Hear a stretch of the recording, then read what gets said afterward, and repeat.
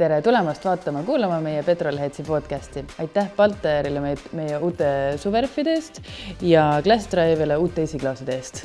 Ja oleme taas külla tulnud Palle Kõlarile siia Tartusse, et rääkida autoringlusest ja sellest, kuidas osta endale kasutatud autot ning teha seda hästi. Nii et jääga lainele.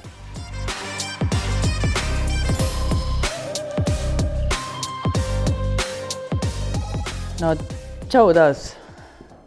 Seekord või eelmine kord põgusalt mainisime seda autoringlust. Võib-olla rullikski selle vaiba nüüd lahti sellega, et mis on? Jube populaarne YouTube'i kanal on selle igatahes. Tere taas minu poolt ka. Ühesõnaga, autoringlus on siis autopood tegelikult, ütleme lühidalt öeldes. Sa ise ütled, et see on teistmoodi? Ütlen, et see on teistmoodi, ja. Et ma lähen mõned aastad tagasi. Tegelikult ma lähen isegi korraks 10 aastat pluss tagasi. Nende igasuguste esimeste autokogemuste järgi ülikooli ajal ma õppisin ettevõtlust ja siis tudengiettevõtluse loengus siis oli vaja siis reaalselt äriplaan siis esitada ja kaitsta. Ja siis ma mõtlesin sellel ajal välja sellise teenuse, mis sai siis vormistatud ettevõtteks automaakler üldsegi sellel ajal. Me varsti jõuame selle autoringluseni ka, need on kõik omavahel nagu seotud. Ja automaakler oli siis autode mobiilse ostueelse kontrolli teenust pakkuv ettevõte, mis tähendas siis seda, et inimene istub arvuti taga, valivad auto 20 auto või kust iganes mujalt ja ütleb, et ma ei oska ise kontrollida seda. Ja siis läheb nii-öelda, inimene teeb selle töö tema eest ära, ta ei pea isegi ise üldse kohale minema, kui ta ei taha. Aga kui ta tahab, seda võib. Ja siis saadab talle tulemused, et mida leiti, kas oli mingeid vigu, millised need olid ja nii edasi. Ja siis ma tegelikult alguses tegelesin sellega. Kahekesi alustasime seda 2012-13. Meil korra seal juurkeha muutus. Ma arvan, et 2013 oli reaalne algus. Ja pusisime siis nii-öelda seda teha, sellepärast, et inimesed tegelikult on hädas ja mujal maailmas see teenus muideks on väga populaarne, et Austraalias, USAs, Euroopas isegi ka, sul on väga tihti on portaalides ikkagi võimalus on endale huvipakkuvale autole tellida mingi erapooletu kontroll. Aga see oli hullult raske, selles mõttes, et eestlane üldse ei tahtnud seda teenust omaks võtta. Kõik arvavad, et nad saavad ise hakkama, võtavad sõbra kaasa, proovivad ise. Äkki seal on see mingi usalduse küsimus? Ja, seda ka kindlasti, sest seal on nagu skämmereid vähem vaata Austraalias ja sest ega automaakleri aegadel ma mäletan, et kõrgem pakkumine oli automüüja poolt pakuti ikkagi 1000 €, et me ei teeks tegelikult kontrolli ja kiidaksime heaks ära. See oli mingisugune Tallinna autoaed, mida enam pole. Me ei võtnud seda vastu. Me ei võtnud seda vastu. No, see oleks eetika vastane. Tapab ju tulevase äri täielikult. Täielikult, jah. Ja see oli niisugune äri, mis tekitas ka nagu palju pingeid selles mõttes, et sellest ajast kujunes kohe nagu välja see, et olid mingid automüüjad, kellega me saime maru hästi läbi, sellepärast, et nad õppisid hästi kiiresti ära selle, et kui automaakler on kohal, siis see tähendab seda, et tõenäoliselt järgmine päev on müüdud, sest inimene oli maksnud juba raha ära meile. Ja inimene ei kuluta mingi, mis meil ta sellel hetkel maksis. Sellel hetkel võis ta maksta alguses seal 79 € äkki või midagi sellist. Tänaseks on ta muidugi kallim. Mina täna enam selle ettevõttega seotud ei ole, aga see ettevõte tegutseb aktiivselt. Ma müüsin ta maha paar aastat tagasi. Ja nii-öelda õiged müüjad tabasid ära selle, et me oleme head. Aga meil oli ka need teised müüjad, kes läksid nagu täiesti närvi, kui me kontakteerusime isegi juba, sest nad teadsid, et nagu nende paturegister vaata tuleb välja, et me oleme siuksed Sherlockid, me nuhime kõik välja, eks ole. Ja lõpuks siis oligi siuke tore olukord, et tekkisid Tartus ja Tallinnas, me tegime Tallinn, Tartu, Pärnu, eks ole. Tartus ja Tallinnas tekkisid koheselt mingisugused ettevõtted, kuhu meid ei lastud enam väravast sisse. Sest et me oleme nii halvad, vaata. Ja samas nende arvates halvad, ma täpsustan. Ja samas näiteks samal ajal tekkisid ka need teise äärmusettevõtted, kes meil olid sellised joped logoga väiksega, eks ju, et kui meie mees tuli, me olime sihuke alguses 2, siis vahepeal oli meid 5 oli kõige rohkem, eks ole. Et siis põhimõtteliselt kohe visati võtmed ja mitte ühtegi küsimust ei küsitud, et mine ja tegele, vaata. Oled 2 tundi ära, 3 tundi ära, vahet ei ole. Ja niimoodi see nagu äri käis, aga seal oli väga raske oli see, et minu lootus alguses oli, et võiks nagu, et eestlastel on seda teenust tegelikult nagu väga vaja enamustel, kes nagu autot kord 4, 5, 6 aasta tagant ostavad. Et lootsime seal mingi mõne protsendini nagu jõuda, et tehingutest võiks nagu käia läbi selle, aga ei ole tänaseni sinna jõudnud. Et reaalsus on 0, ikkagi, eks ole. Et ma ei tea täna tehingute arvu, siis sellel hetkel oli sihuke... Et nägi sedamoodi välja, et tegid endale töökoha lihtsalt? Põhimõtteliselt, jah. Ta oli pikalt niimoodi. Minu arust sellel hetkel oli sihuke 300-400 omaniku vahetust päevas. No, päevas, Eestis siis päevas. Ja sellest siis me saime seal võib-olla, ütleme seal 2-3 oli päeva keskmine autot. Oleks võinud 10 olla ja vaja oleks olnud. Ühesõnaga, ja sealt edasi siis mingil hetkel mul nagu see hoog hakkas raugema, sest et kui sa nagu 7 aastaga proovides kõike, ükskõik mida ta on, nagu ta kasvab nagu vaikselt tänaseni, aga nagu minu jaoks kasvas liiga vaikselt. Et siis ma sealt taandusin üks hetk nii-öelda oma poole müüsin maha ja siis nii-öelda vanade aegade meenutuseks tegin nagu ühe sihukese eksperimentaalprojekti vahepeal, et mul oli üks sügis oli nagu veits aega, oli nagu mingit vaba raha ka, mõtlesin seal mida teha, ostin lihtsalt 4 autot nii-öelda Eesti turult. Minu lemmikud on alati olnud kehvasti presenteeritud autod, teatud vigadega autod, mis on lihtne korda teha, või geograafiliselt kehva koha peal paiknevad autod. Eriti hea, kui nüüd kõik 3 on korraga. Ja leidsin mingisugused autod, ma mäletan, need olid Mitsubishi ASX, Saab 9-3, Audi A8, S6 ka. Rumalad valikud tegelikult tagantjärgi, oleks võinud midagi muud võtta. Kõik oli jumala põnevad valikud. Ja siis proovisin ja siis mul õnnestus need kõik maha müüa nagu mingi suht kiiresti, täpselt niimoodi, et ma tegin seal nipet-näpet mingeid asju, mis oli nagu kohandada vaja, ükski ei olnud mingi katkine ega midagi. Ja siis tuli võimalus teha kamba peale üks autopood ja see oli nagu sihuke grupi peale, arutasime seal ja tegime sihukese julge lükke, et tegime selle poe nimi oli Autopilv, see oli 2000, see oli nagu mõeldud nagu, et cloud vaata, et nagu, et umbes, et sihuke veebiplatvorm, et umbes sealt saad tellida koju kätte ja värki. Ja kogu selle poe nagu point oli pakkuda siis, kuna inimesed tegelikult Eestis enamus ei oska autot osta ja nad kardavad seda kohati nagu paaniliselt, et siis teeme sellise nagu pigem nagu odavamasse otsa suunatud poe, kus on toimiv tagastusõigus. Ehk siis tuimalt 2 nädala jooksul tuled, sõidad tagasi, küsimusi küsimata, raha tagasi, eks ole. Aga muidugi läbisõidupiiranguga selleks, et ei kasutataks ära see kuskil, ma ei tea, Prantsusmaale ja tagasi ja siis tooda tagasi. Seda muidugi prooviti. Ja siis just kui kõik nagu oli, enam-vähem oli ja saad aru, inimesed on nii skeptilised Eestis, et nad kuni lõpuni välja ei uskunud, et see tagastusõigus toimib nagu. Nad kogu aeg seostasid meid igasuguste juba turul olnud firmadega ja arvasid, et me oleme mingisugused tütarettevõte ja tegelikult see ei toimi ja et kas teil on ka garantii nii nagu mõnel teisel, mis tegelikult ei toimi ja nii edasi. Lõpuks ma nagu väsisin sellest ka ära, aga siis tuli COVID ja siis oli see, et kuna meid oli 5 tükki ja meil oli sellel hetkel just vähe autosid, siis oli ühine otsus, et kinni ära kohe, ei hakka üldse üritama praegu, ei saa, me ei tea, kaua läheb. Ja siis ma tegin üksi siis edasi ja siis nüüd on Autoringluus, on siis brändi nimi.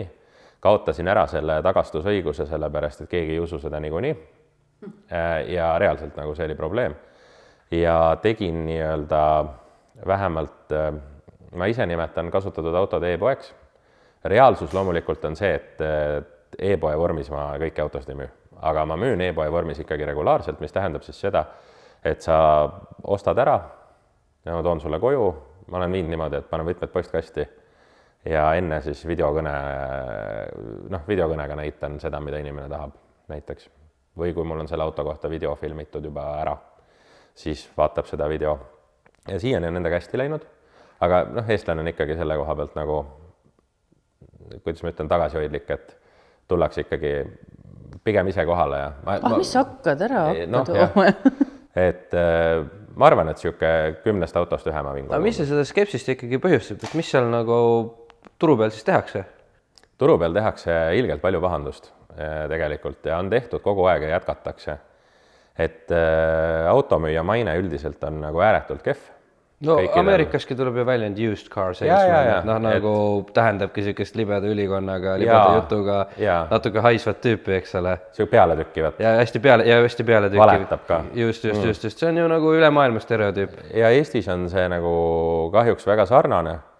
Ja Eestis on üldse siin on nagu valesti on nagu kahelt poolt, et lisaks sellele, et paljud müüjad mingeid asju valesti teevad, siis nagu ostjad teevad ka valesti, et müüjate poolest ma ütleks niimoodi, et ma kellegi peale nagu näpuga ei näita, et müüjad on erinevad ja autod on erinevad, eks ole, et see, kelle kohta keegi ütleb võib-olla, et ta müüb ainult mingisugust jura, siis tal on ka kindlasti häid autosid ja sellel, kellel on ainult head autod, sellele satub ka kindlasti mingit jura, et selles mõttes nii on, eks ole, aga mis kellegi jaoks on saast, teise jaoks võib olla täielik absoluutselt ja igal asjal on ka hind, et päeva lõpuks tegelikult kui sa müüdki mingit halba autot, aga sa müüd teda niivõrd odavalt, et ta on teistest, ma ei tea, 40% alla turuhinna, siis see tehing ei ole ju halb, eks ole, aga ikkagi mida tehakse, millega siis nagu tõmmatakse, konkreetsed asjad pahatahtlikud tegijad siis kerimiste aeg on läbi selles mõttes, aga see veel saadab meid, sellepärast, et seda veel mõned aastad tagasi sai teha. Minu jaoks kõige karmim, mis mind ennast kõige rohkem ärritab, millest ma olen ka väga palju sõna võtnud ja rääkinud, täna ma ei pea sellest enam oleviku vormis rääkima, aga need autod sõidavad veel Eestis ringi, on see, et kuni kuskil 2021-2023, ma täpselt ei mäleta, mis hetkel, mis riikidega, aga oli Eestis võimalik naglalt imporditud auto kohe muuta läbisõit ära ja see läks läbi nii-öelda hooldusraamat prügikasti ja sellise ärimudeli najal töötasid sisuliselt kõik vanakooli autoaiad. Ja ma mäletan, et ma olen kunagi nagu rääkinud ennast isegi nii kaugele, et ma istusin ükskord see võis olla aastal 2015, umbes 14-15, kus mul õnnestus ühe laua taha saada korraga Maksuameti peadirektor, Transpordiameti peadirektor ja Tarbijakaitseameti peadirektor, kõik kolm korraga ühe laua taha. Ja ma proovisin neile nagu rahulikult seletada, et kas te saate aru, et nagu mujal maailmas on liigutud sinna, et Hollandis sa lähed vangi, vaata. Et meil on Eestis inimesed, mul oli välja prinditud A4, kus oli okidoki kuulutus, Spido kerimine 20 €, vaata. Täna on seda teenust nüüd uuesti vaja. Täna on juurde vaja kerida. Ja täna on vaja juurde kerida, sest sa tood Euroopast auto ja selgub, et ta on kuskil kolmandas, veel kuskil teises riigis juba keritud. Ja selle kerimise nagu, ja siis Eestis lihtsalt kõik vennad, mingi tüüp Tartus elas lihtsalt sellest, et käis keris autoaedades päevadse autosid, vaata. Ja mulle ei mahtunud see pähe, nagu, kuidas te nagu lihtsalt, ja me automaaklerina pidime seda suppi sööma kogu aeg ja tuvastama neid asju, vaata. Ja see jäi niimoodi, vaata, keegi nagu otseselt ei teinud midagi, kuni lõpuks siis Transpordiamet sai siis, nüüd on nagu andmebaasid ühtlustatud ära niimoodi, et sa ei saa enam nagu kerida. Ja see on ka tekitanud omakorda olukorra, kus nendest nii-öelda vanakooliplatsidest, ma mõtlen niisugused klassikalised aed ümber, soojak ja siis see automüüja, used car salesman, eks ole, on seal. Nendel on nagu, paljudel on tegelikult väga raske aeg, sest et nagu uus aeg on nende jaoks. Ma suhtlen nende inimestega, ma saan osadega neist väga hästi läbi ja osadega absoluutselt mitte, eks ole. Et ma ei tea, et keegi mind vihkaks, aga nagu me oleme nagu täiesti öö ja päev, vaata. Ja nüüd see kasumi koht võeti neilt nagu ära. Nad elasid sellest enne. Aga kas see oli siis nagu põhiline asi, kus see nende nii-öelda rahaline vahe tuli, et kerisid ja siis said lihtsalt uuem auto pähe nii-öelda või vähem kasutatud? No, ma ei saa väita sellest, ma pole seda samas stiilis kunagi teinud, aga minu loogika ütleb jah. Ja kindlasti on erandid olemas, ma ei räägi praegu, ma ei üldista, ma ei räägi kõikidest autoaedadest. Ja siis nüüd tänane seis on minu arust see, et nendest nagu kahjuks ma arvan, et päris paljud lähevad kinni nüüd järjest. Praegu on raske aeg turul. Mitte me inimesed ei lähe vangi, vaid firmad lähevad kinni. Et nad on harjunud nagu selle ajaga, et see äri oli nagu lihtne. Ja teine, mis neil veel kaasas käib, nad on 90-ndatel enamus alustanud, eks ole. See vana nagu tendents või harjumus, et kui Saksamaalt oli treilerid autosid, siis need läksid nagu soojad saiad. See on minevik. Sellist asja ei ole, et suvaline auto tuleb Saksamaalt treilerile, siis ta läheb nagu soe sai Eestis. Seda ei ole, sellepärast, et hinnavahed on kokku kuivanud ja teatud asju muidugi ikka on mõistlik importida. Teine asi on vist see ka, et juba käiakse ise nagu tihti. Ja igast variandid on, meil on siin firmad, kes toovad sulle ühe kaupa, eks ole, ja et kurb natukene, aga seal on nagu see osa kaadrit, nagu neil on nagu raske kohanduda nagu ringi. Ja ma näen seda kõrvalt, ma olen seda kõrvalt näinud, et see nagu need paksult õitsenud nii-öelda aiad, nagu nad kuivavad vaikselt kokku. No, Kadakast on ju Tallinnas peaaegu ära kadunud, seal on paar tükki seal järgi. on peaaegu plats puhas, jah. Ma mäletan aega, kui seal oli täiesti täis. See oli siis üks asi.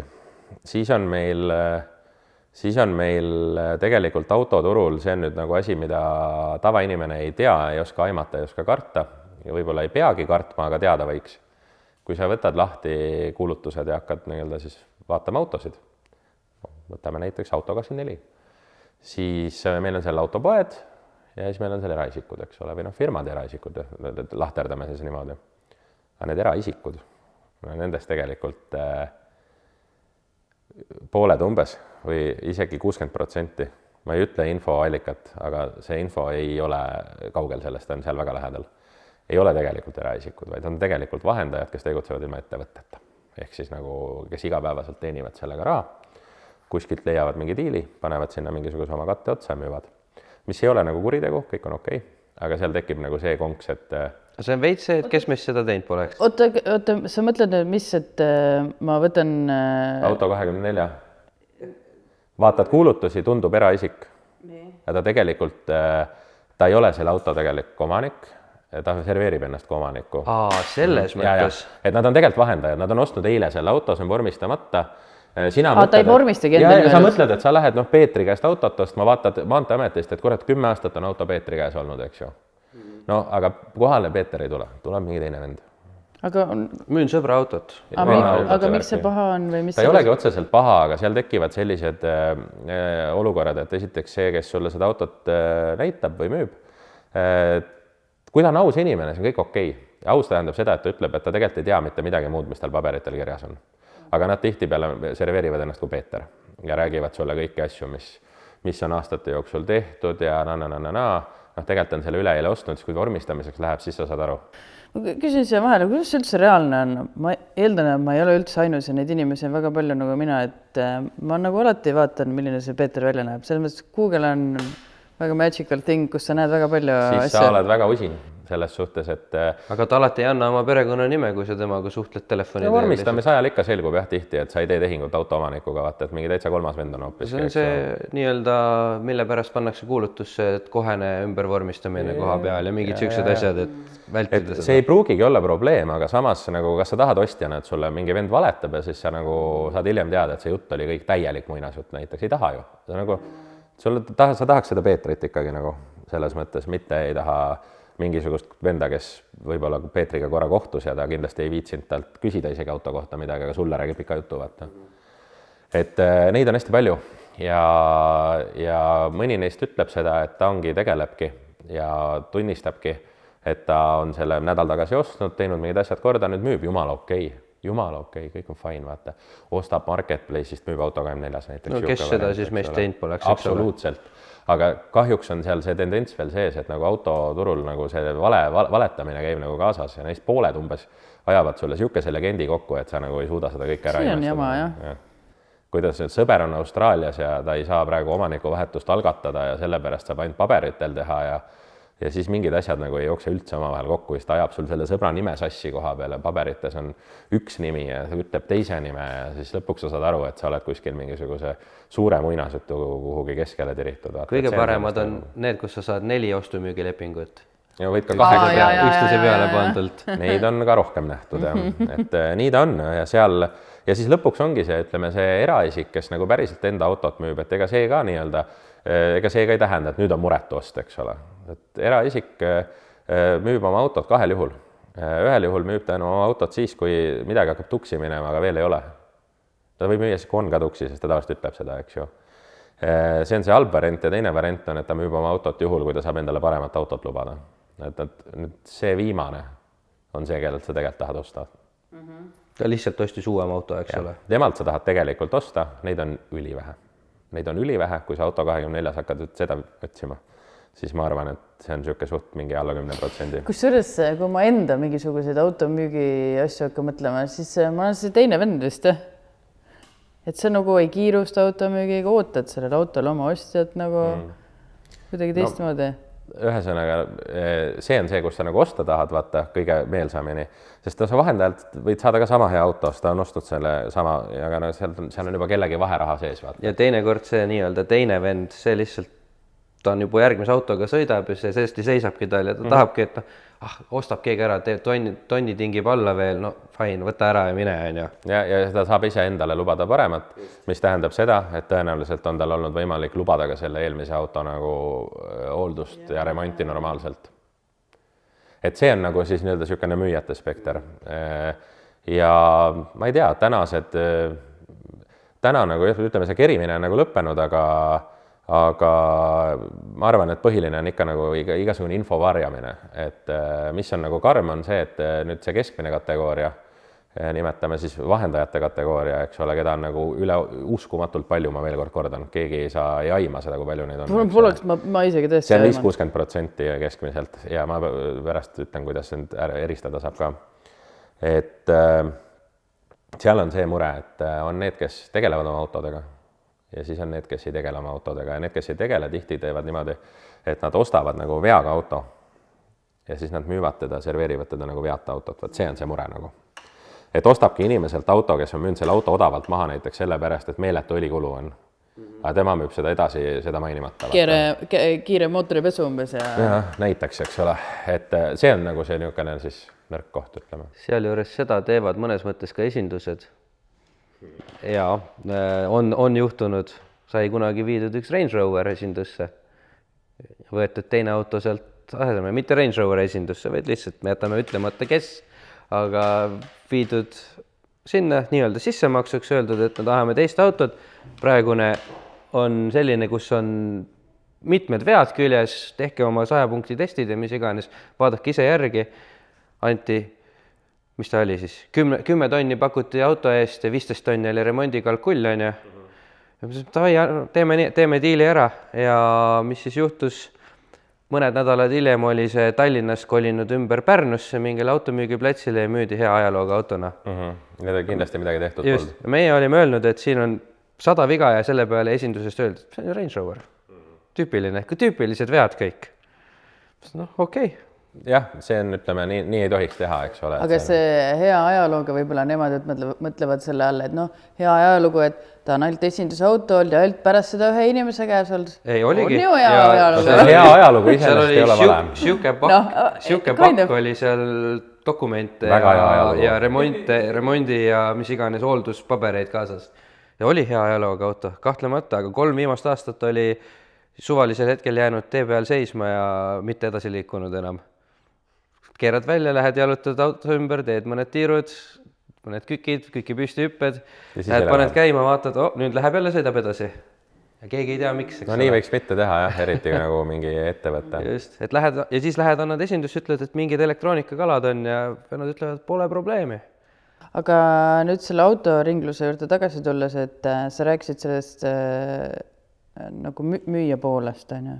Ma rääkisin jah, nii-öelda hetkel müüja poolest. Aga mis see kliendi pool on? Nagu, sul on seal ka kindlasti mingisugune uurimustöö nüüd tehtud? Ja ikka, et ma kogu aeg analüüsin kõike, et kliendi pool on niimoodi, et eks see nagu ei ole nüüd ainult Eesti, ma arvan, et see võib olla nagu ülemaailmselt sarnane, aga ma tänaseni nagu ei suuda mõista veel seda, mul on tegelikult YouTube'i kanalil lausa eraldi video kuskil aasta tagasi filmitud, et kuidas mitte osta autot, nagu, et asjad, mida mitte teha auto ostul, vaata.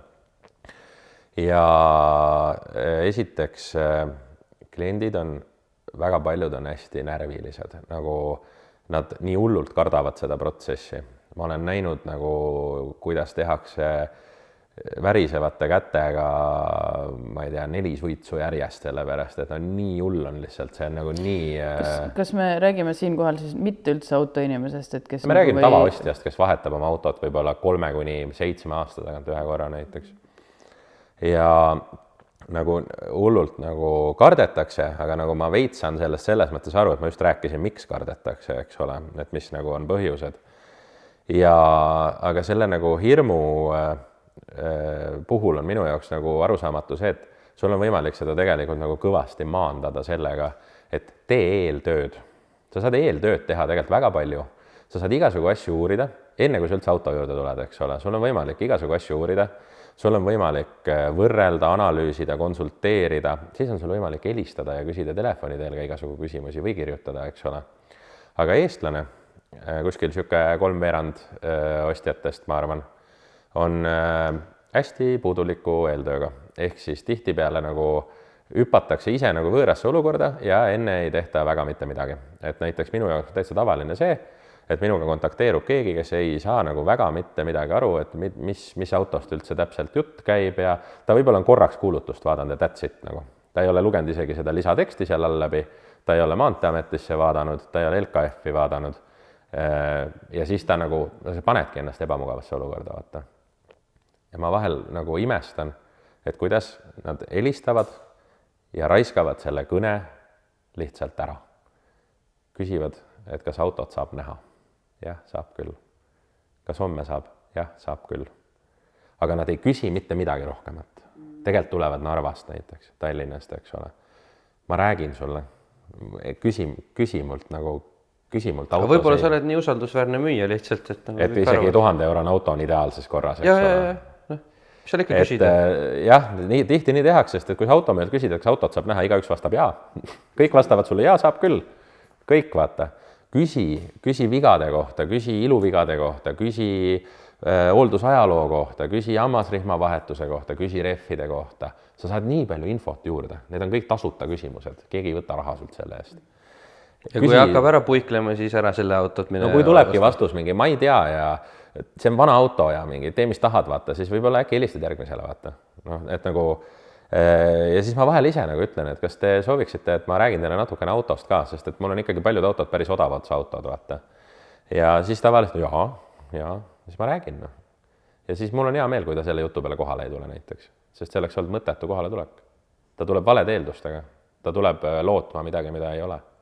Kõlab nagu meie üks autovahetus, kunagi üks BMW läks Audi vastu vahetusse ja meie läksime siis see, mille vastu vahetasime, autot kontrollima ja vaatama ja samal ajal see teine auto oli ka seal ja neid ei huvitanud seal, nad lobisesid täiesti suvaline neil autos. Me tegime ülevaatuspunktis saame kokku, et me saadame nende auto, see oli küll, me vahetasime Audi BEM-i vastu küll, aga me vaatasin siis BEM-i, lasin kontrollida, logistada, et no mis siis, et 2000 € auto, aga no ikkagi tahaks ju nagu sõita sellega niimoodi minema, et ma saan kindel olla, et koduteel ratas alt ära ei tule. Nad said veel halvema variandi ka, sest et see Audi tegelikult oli nagu läbi. Aga nad ei üldse huvitanud. Tahtsid Audit? Nad tahtsid Audit. Nemad ei hoolinud üldse ja õnneks ei tulnud ka pärast kirjasõpru sealt, et nad nagu aktsepteerisid järelikult kõike, mis päris huvitav. See hästi läks, ütleme niimoodi.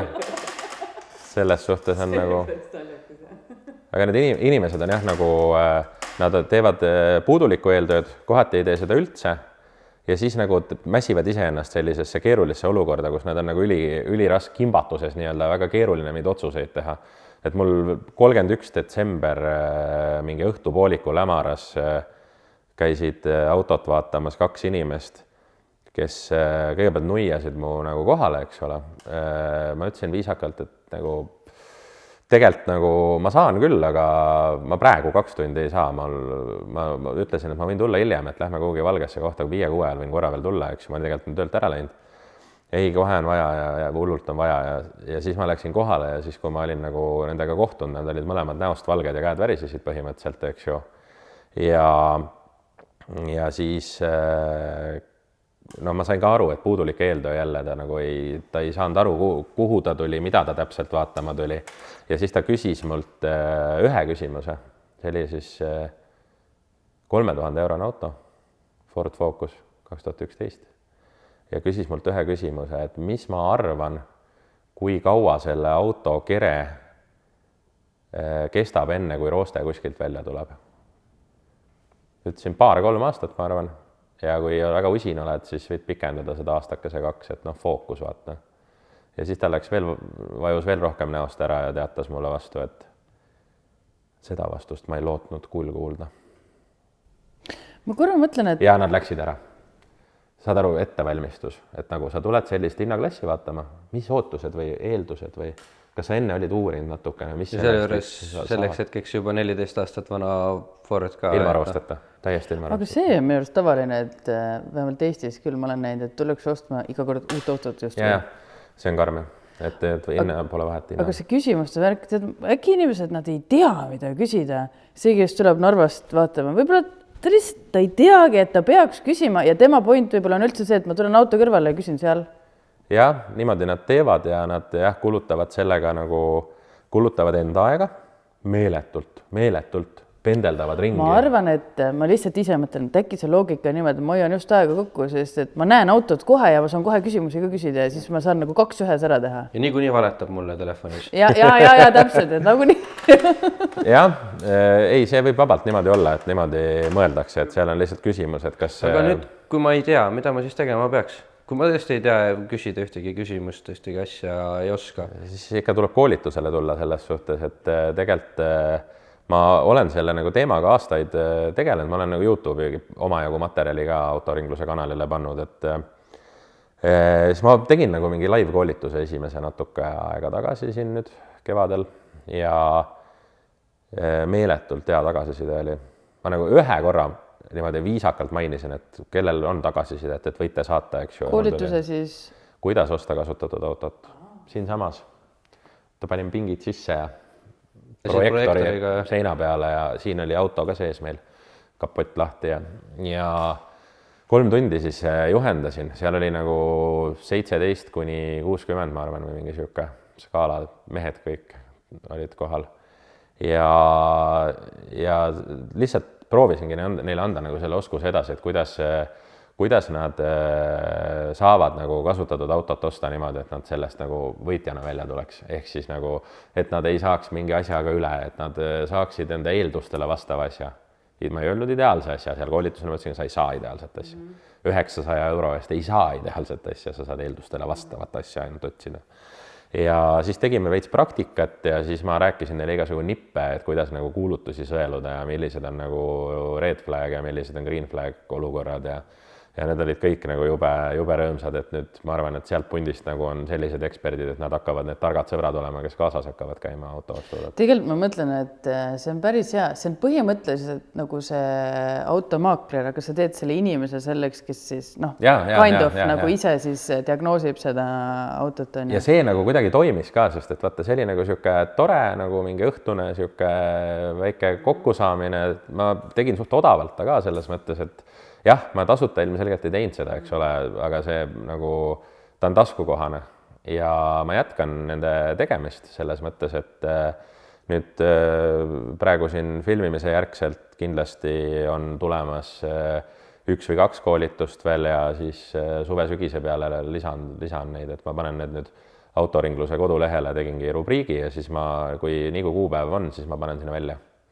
Ja kes tahab, saab siis mulle kirjutada, et ootelisti nii-öelda või infot. Mulle tundub see igati loogiline selles mõttes, et kui sa vaata, kui sa ei käi ju, hakkad autot ostma, sa ei ole ühte vaatama, tavaliselt on mingi 5 vähemalt, mille vahel sa valid nii-öelda. Ja siis kui sa iga kord viid neid sinna kuskile punkti, kus keegi teine vaatab üle, see on päris kulukas. Versus see, et teed siin selle ühe väljamineku, aga sa saad kupäris mingisuguse esmase selle juba selekteerimise ära teha. Alati ei saa viia. Selles mõttes, et sul ei ole, näiteks kui sa lähed kuhugi no jah, tõesti see asukoht, nagu sa ütlesid. Et sul ei ole võib-olla võtta, eks ole. Või pärast tööpäeva lõppu. Või sul on vaja kuidagi saada enda jaoks pilt klaarimaks, siis ega selle koolituse üks osa on see, et ma soovitan ülevaatuspunkte just nimelt, eks ole. Ehk mul üks kommentaar tuli, et umbes miks seda koolitust vaja on, et viin Force'i vaata või esindusse, eks ole, sa võid viia, aga kui sa 9 autoga käid seal näiteks. Ja seda ma mõtlengi, et sa saad selle esmase... Auto mingi 2 tonnine, siis ei toimi, vaata, sa pead saama ise hakkama rohkem. Ja ma arvan, et see tekitab usaldust ka juba, vaata, kui sa juba ise tead, mida umbes vaadata, kui sa täiesti autovõõras inimene ka oled, siis sa hakkad juba veits usaldama, et sa juba natuke oskad võib-olla... Ja selle point ongi see, et ma kirjutasin seal ka tutvustuses, et me ei õpi mehaanikuteks, et tegelikult näiteks täitsa, ütleme, naisterahvas, autovõõras naisterahvas üksinda tegelikult on võimeline tegema ära 80% sellest tööst, teadmata, kus, ma ei tea, süüteküünlad paiknevad, see ei ole oluline, vaata. et seal on väga palju võimalik ise teha ja just ma räägin seal hästi palju keeltööst, sellest, et kuidas üldse nagu kuidas see kodune sõel nii-öelda nendele kuulutustele ära teha. Et kui sul näiteks Eestis nagu niisugune levinud standard on, et kui sa seda päris eraisikut tahad, eks ole, seda, kes on see 10 aastat selle auto omanik olnud ja kellel see hooldusajalugu on olemas ja tal on arved e-maili peale kõik jutud, eks ju. Tavaliselt see inimene paneb nimekuulutuse alla näiteks. Tavaliselt paneb. Täisnime siis sa mõtled? Vahel paneb eesnime ainult, vahel täisnime, eks ole. Aga kui kuulutuse all on, ma ei tea, BMW näiteks, eks ole, või eraisik või seller või midagi, siis tihtipeale see on seal põhjusega, et oma nime mitte panna sinna. Mul on tutvusringkonnas inimesi, kes ei taha lihtsalt oma nime panna. Ma tean ka neid, kes panevad, mina olen Janne, aga ma panen Elisabeth. Ma tean ka selliseid. No jah, aga sa paned Elisabeth ja ta üheks vaata. Näiteks, eks ole. Et ühesõnaga siukseid hästi palju elulisi nippe, kuidas see sama telefonikõne teha, et ikkagi küsi need põhiasjad ära. Sul ei ole mõtet minna kohale, kui müüja ütleb sulle telefoni teel juba sinu jaoks välistavaid asju. Ära mine siis, otsi edasi, vaata, ära mine, ära raiska tema ja enda aega, eks ole. Ja siis ka igast nagu mingid tehingu vormistamised ja nagu mida tähendab mingi registerpant ja võõrandamiskeeld ja asjad, need on küll harva esinevad olukorrad, need on olemas siiski, vaata. Üritatakse vahel sellist autot veel müüa nii-öelda korras paberitega asja pähe. Et mõni ei vaata ju, et koha peal lepingu ja pärast menetled, raha on täna vaja. Jah, kummaline endal mõelda, aga vist ma kujutan ette, et neid inimesi, kes vajavad sellist, ma ei saa öelda harimist siis või, neid võib päris palju olla tegelikult. Minu arust on neid jõhkralt palju ja see on nagu siukene oskus, mis sul nagu jääb külge ja kasutadki ükskord 3 aasta tagant seda, eks ole, meenutad natukene vanad asjad ülesse, selle väikse kulu eest sul on nagu eluks ajaks, ma tean nagu inimesi, kes uut autot ei osta kunagi, kes ostavadki lihtsalt nagu veits kasutatud auto, aga garantiid ei ole enam vaata, eks ole, et mina ise ütlesin koolitusele, et siuke hinnaklass 1000 kuni 10 000, sest 30 tonni, seal on see juba, et sul on võimalik osta igasugu mingeid lisagarantiisid tihtipeale olenevalt küll autost, eks ole. Või lubada endale sellist nii-öelda esinduse kontrolli minekut juba, sa valid ühe kindla välja ja tahad seda just ja siis jutt on ka, et on korralik, siis sa lähedki selle baasilt sinna esindusse. Ja seal on nagu jah, ütleme, asi muutub, ütleme, ostuprotsess muutub selles hinnaklassis. Aga siuke mingi, mis meil see Eesti keskmine auto hind on, ma ei mäleta isegi. 12 000 äkki oli või midagi. Ütleme sellest siis alla keskmise on siis, kui ta 12 on, et seal on ikkagi seda oskust vaja. Ma isegi ütleks, 12 on vähe, ma arvan, et mina pakuks kuni 20-ni võib-olla, et see... Seda numbrit ma peast ei mäleta. Kas see oskus vajalik on, aga see on nagu pigem kasulik juba ka. Ja ma ise nagu hea meelega jätkaks, täitsa panekski mingi aasta kalendri umbes mingi iga kuu, et esimene kord jah, ilmselgelt garaaž täis ei olnud, et mul oli siin 12 inimest, eks ole, ja ma ise lootsin siuke 15-20, sellest rohkem on juba see, et tegelikult siis läheb nagu siin garaažis, mujal ma võin teha, eks ole, aga see jah, tagasiside just see nagu, ma jätkan kindlasti seda. Räägime YouTube'ist ka veel. Räägime YouTube'ist. Sul on ikkagi, sa teed nüüd Eestis seda, et nii-öelda võtad rondi ja elustad ära, eks ole. Ma olen YouTube'i alustasin kuskil jämedalt 4 aastat tagasi, 4,5 vist isegi kui praegu see. Ja siis ma olen jõudnud selle, mis iganes pea 70 video jooksul teha nagu tegelikult väga erinevaid asju. Küll ma üritasin rahvarallit kajastada, millega on siis siuke huvitav lugu, et seda üldse väga vaadata ei tahetud, kuigi see on mul kõige ilusamad videod, kus ma ei ole neid telefoniga kuskil käe otsast filminud, kus on nagu päriselt vaeva nähtud, et kes tahab ilusaid videosid vaadata, siis need on seal allpool kuskil. Ja siis ma olen teinud väga palju autode müügivideosid niimoodi, et mul on mingi auto müügis ja siis ma teen niisugune 15-20 minutit, proovisõitja, ülevaatuspunkt, põhja alt, varustus, lisad, kõik siuksed asjad. Ja need olid nagu enam-vähem. Kui on nagu ilusam auto oli, siis läks päris hästi. Kui mingi igavam auto oli, siis oli siuke keskmine, eks ju. Ja siis ma mingi hetk hakkasin nagu vaatama, et mingi hetk värvisin seal mingit Škodat spreidega garaažis kunagi ja see läks jumala hästi, no. Mingi 2-minutine video, see läks. Kommentaarid muidugi olid mürgised, aga vaadati. Ja siis mingi hetk ma tegin siukse autode päästmise video, kus mul korraga sattus, kas oli 4 või 5 autot või ma ei mäleta enam, mingisuguseid siukseid 3-sotiseid pille nagu, millest konkreetselt 2 tükki taheti kaalu peale viia pressi alla, eks ole. Ja siis see väga hästi läks kohe peale ja siis nüüd ma ei ütle, et ma ainult seda teen, et ma proovin ikkagi nagu hoida nagu mingit varietit, et teha nagu veits erinevat, et mul on autopoe YouTube'i kanal, ehk siis ma filmin kõike, mis mul toimub. Nagu... Kuule, ma mõtlen, et äkki see fenomen võib olla sellesse, et see rondist midagi hakkab tegema. Vaata, see on nagu kõik need meemid, et kuidas inimesed vaatavad vaiba puhastamist. Vaata, sa näed alguses seda nagu kõige rõvedamat ja siis sa näed, kuidas see nagu puhkeb õid. Et äkki võib-olla seal on just üle-eelmises videos filmisin seda, kuidas ma selle pesuriga tõmbasin istme seest. Täpselt siin sama koha peal, kus ma praegu istun, tõmbasin soppa niimoodi istme seest välja. Aga ma mõtlen, et see on rahuldav töö ka, mille tulemus sa kohe näed ju vaata. Et võib-olla vaatamisega sama point. Et see nagu, need videod nagu kannavad nagu kõige kaugemale, et seal on nagu selgelt näha, et mul on nagu jälgijate arv, eks ole, mis on mul pigem tagasihoidlik. Täna on ta üle 3000 natukene, eks ole, arvestades nagu neid aastaid ja videote arvu. Küll aga need igasugused siuksed autode parendamise ja ütleme siuksed ellu äratamise stiilis videod, nendel ma mingit tasulist nagu jagamist ei tee, eks ole, et ma enamasti ei jaga üldse kuskil või ainult Autoringluse Facebooki lehel seda linki ja nad saavad nagu orgaaniliselt kuskil siuke 3-4 korda rohkem vaatamisi, kui jälgijate arv on. Et see nagu räägib enda eest, vaata, et see peab nagu minema minu jälgijate spektrist nagu välja, ta läheb nagu ka teistele laiali. Et see on nagu tore, jah. Mis see leht on? Autoringlus. Seal YouTube'is ka? Aha, okei. Ja seal siis ma üritan nagu regulaarsust hoida, aga tegelikult on autopoe pidamine, kus mul on ikkagi siuke 10 autot müügis, pluss nagu YouTube kokku. Tegelikult on väga raske. Selles mõttes, et raske on mul on raske iga nädal nagu toota mitut videot. No see, ma selles mõttes tean, et see võtab väga palju nagu ajalist ressurssi. See ei ole ainult see, et sa võtad kaamera kätte, pead tööle, pärast on ka veel vaja. Mul on see nõrk koht see ka, et mul on enamasti, ma tegelikult nagu olen ise nagu tolmuimejaga nendes autodes ka vaata. Et see on nagu, mul on üks abiline küll, aga tihti on ikkagi see, et ma eile vahetasin siin Megani õli näiteks, eks ole. Samal ajal oleks võinud tegelikult nagu filmida hoopiski või nagu mingit siukest. Paned need statsionaarsed kaamerad omale siia ära vaata. Sealt siis kerin välja pärast. Ja siis hakkad sealt kattima. Ei, YouTube on jah äge, kõnetab ennast ja ma kindlasti jätkan sellega. Aga kuidas ta su automüüki toetab? Väga hästi toetab. Mul on siuke huvitav autopood nii-öelda, et jah, ma ise üritan nagu kõiges hästi teistmoodi olla. Ma ei ole ka autoaias, nagu te näete. Ma olen garaažis. Ja mul tuleb klient siia ostma, siis ta tuleb siia sisse. Auto on siin.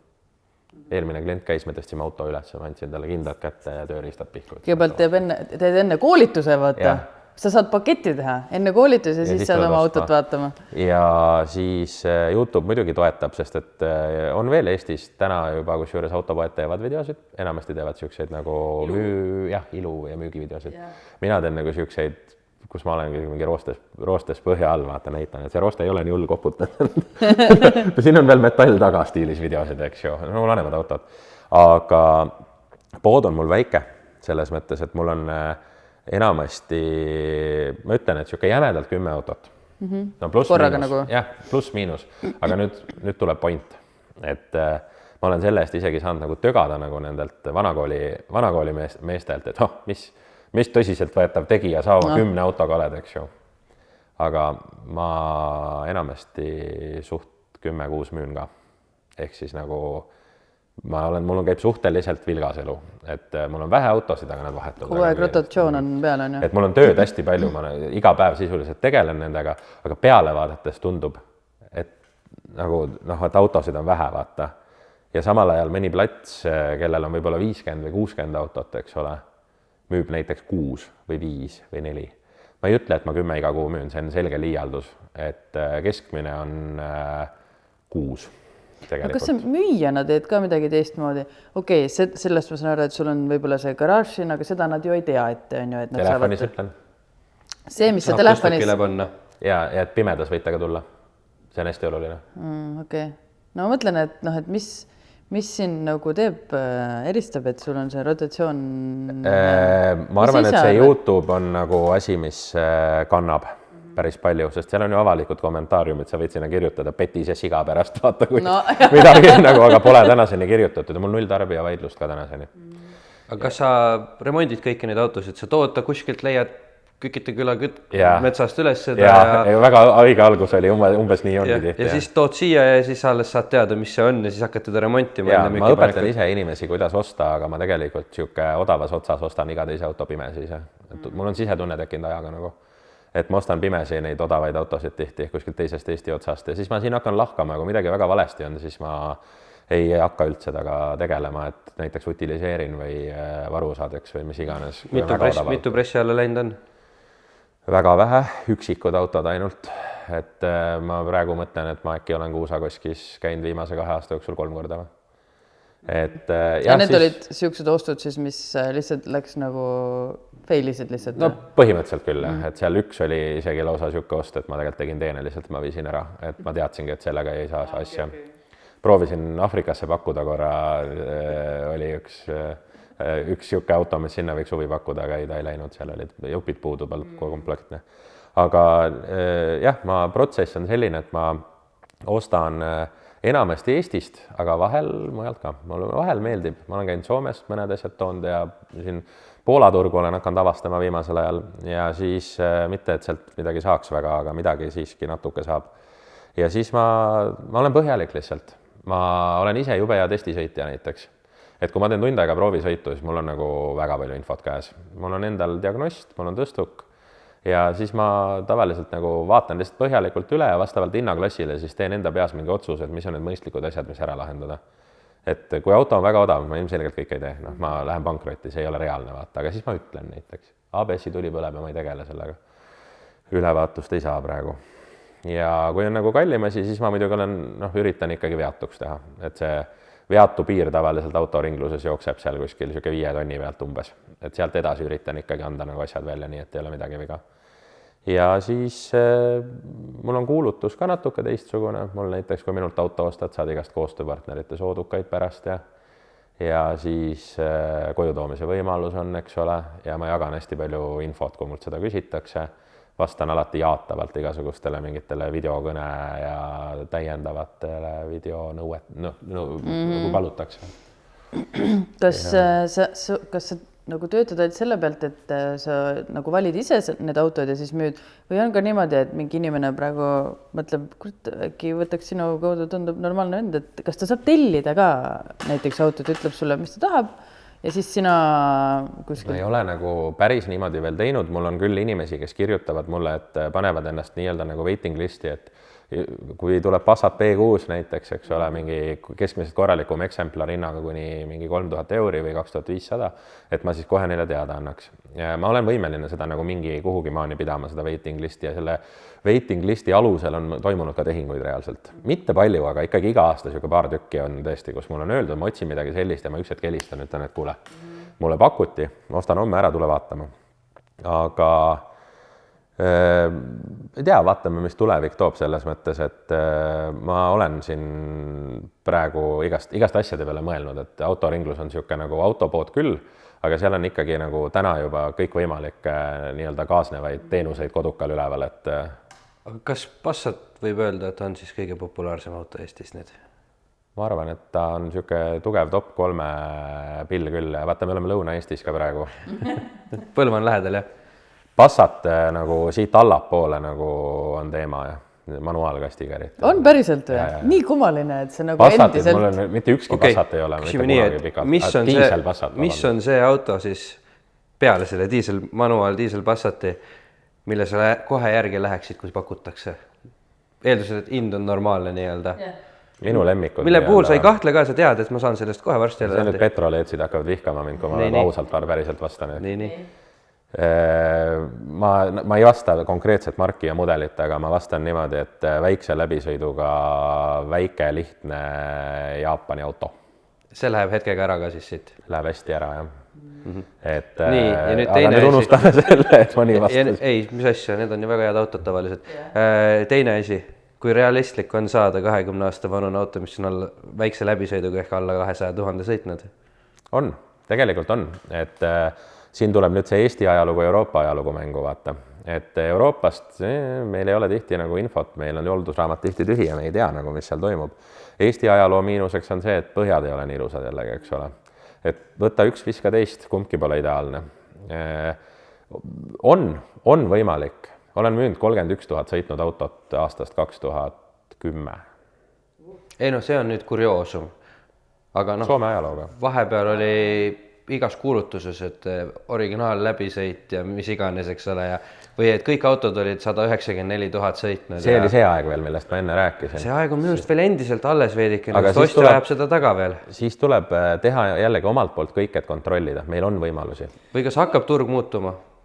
Juba muutub. Ma tahtsingi sul küsida, et kuna sa oled nii palju kursis, et miks inimesed ajavad seda kilometraaži taga nagu, mis selles mõttes, et seal ei ole loogikat taga? Seda ei juuri välja, see on nagu tehnikavõõrale inimese jaoks on see põhiline ostuparameeter hinnaga koos, vaata. Aga tegelikult see ei saa olla sellepärast, et kui me võtamegi, et need kõik sakslased, mis on sealt Saksast toodud on ja on keritud, siis tegelikult see teeb ju hullemaks, sest ma ei tea, mis selle perioodi jooksul, mis tal päriselt või nagu on, kui palju tal tehtud on, et tal on nagu hullult maha tõmmatud ja siis on nagu selle 200 000-ni on hooldused tehtud, aga 100 pluss, mis maha keriti, selle kohta pole mingit pabereid. See tekitab korraliku segaduse küll, jah, aga eks see lõpuks nagu ostja on see, kes selle osa otsustab, et tänaseni ikkagi läbisõitu ostetakse, selle vastu ei saa, see on ka põhjus näiteks, miks ma autoringluse alt ma ei võta endale nagu selliseks projektiks mingit vigadega autot, mis on 440 sõitnud, sellepärast, et ma ei saa väärindada teda.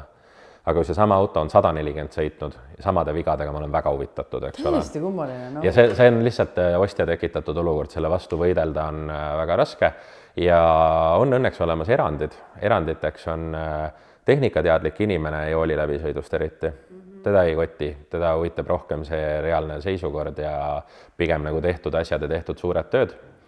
Ja siis on teatud võib-olla margid ja mudelid, kus see läbisõidu tundlikkus nii-öelda ostja poolt on väiksem, et näiteks diisel Bemmid, võib-olla diisel Volvod, ütleme, seal ei ole see asi nii kriitiline.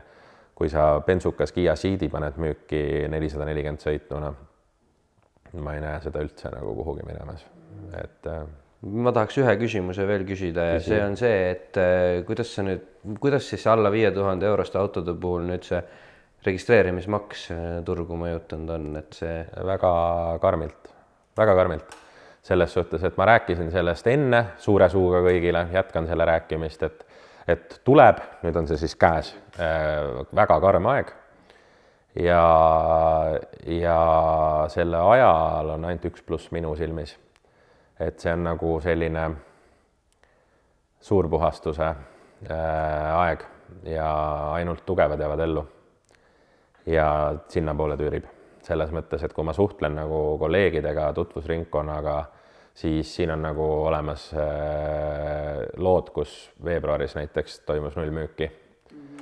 Olukorras, kus muidu keskmine oli minust kõrgem näiteks, eks ole. Noh, eks siin on ka see kindlasti, et eelmine aasta osteti ära.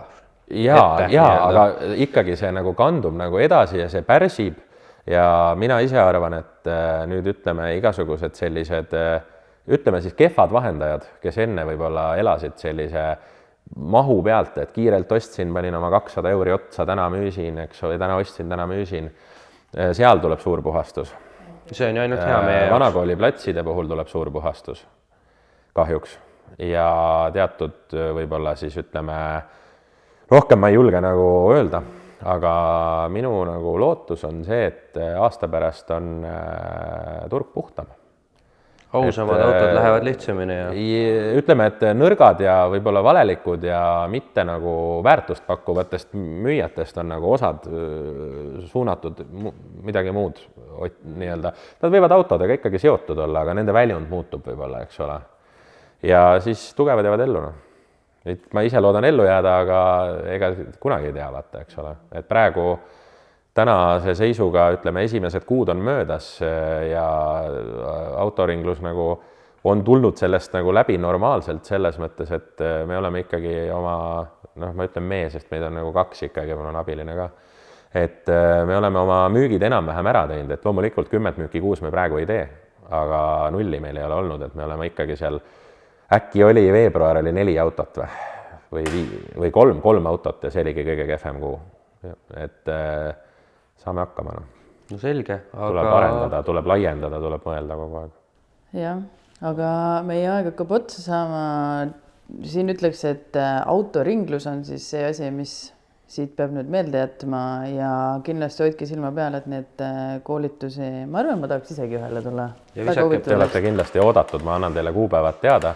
Autoringluse kodulehel on siis see koolituste rubriik ja loomulikult autoringluse YouTube. Ma tahtsingi öelda, et sinna tuleb kulda. Seal on imeasju, aga ikkagi lõpuküsimus ka. Mis on see üks asi, mida oma autoga kunagi teha ei tohiks? Neid suitsetajate tuulesuunajaid klaasi peale panna, vaata. Ja selleks on mingi põhjus või esteetika? Lihtsalt koledad. Ma ütleks, et minu vastus on see. Väga hea vastus. Aga aitäh sulle, Palle. Rõõm oli siin näha ja juttu ajada ja siis koolitusel näeme. Koolitusel näeme või koolitustel näeme. Jah, täpselt. Ja teiega järgmisel neljapäeval. Tšau!